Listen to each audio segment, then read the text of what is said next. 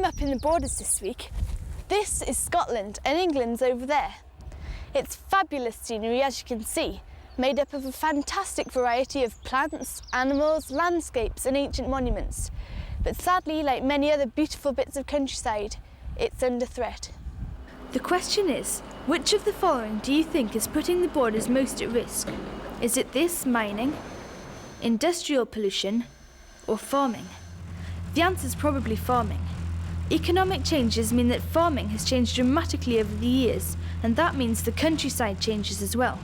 Hedges are replaced by barbed wire fences, ponds are filled in, and overgrazing by sheep wipes out many wild plants and trees.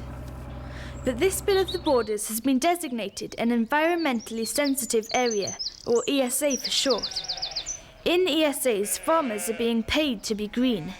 That means doing things like keeping less sheep, not using chemical pesticides or fertilisers, and looking after ponds and woodlands. Great idea so far, but these payments are costing the country over £60 million every year. So we have to be sure that farmers are doing what they're supposed to be doing and that it is helping to improve the landscape and wildlife. The best way to check if these payments work is to make a record of the ESA today and then come back in a few years to see if things have improved. Roger Cummings is head of a team of scientists starting a 5-year survey here. They've already mapped out general areas of vegetation, but every kilometre they mark out a 15-metre square and do a more detailed survey, listing every single plant and animal. The next job is to mark the square, so the follow-up survey will cover exactly the same bit of ground. The stake will soon get knocked over, so Roger buries a metal plate to mark one corner. Next problem. How to find a buried plate in 5 years' time? Answer? One of these.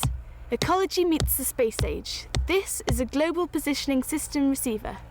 By pushing these keys here, I can record the exact position of this spot on the Earth's surface in latitude and longitude.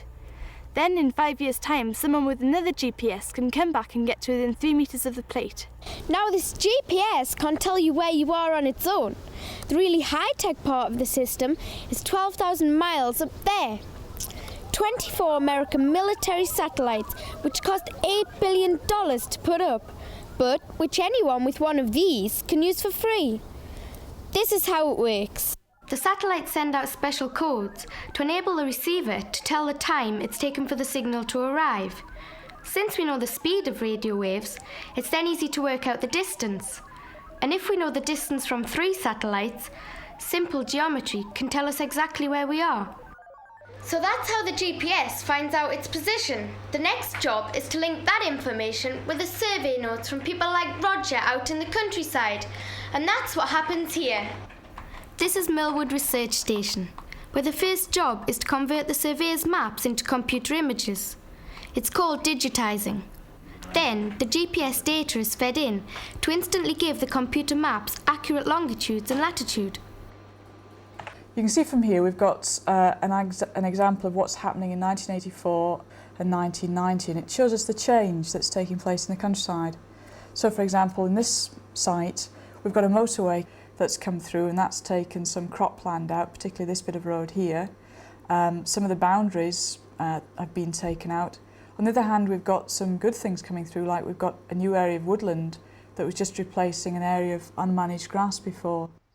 So Star Wars satellites 12,000 miles up there in outer space are helping scientists down here protect and restore our ancient landscape.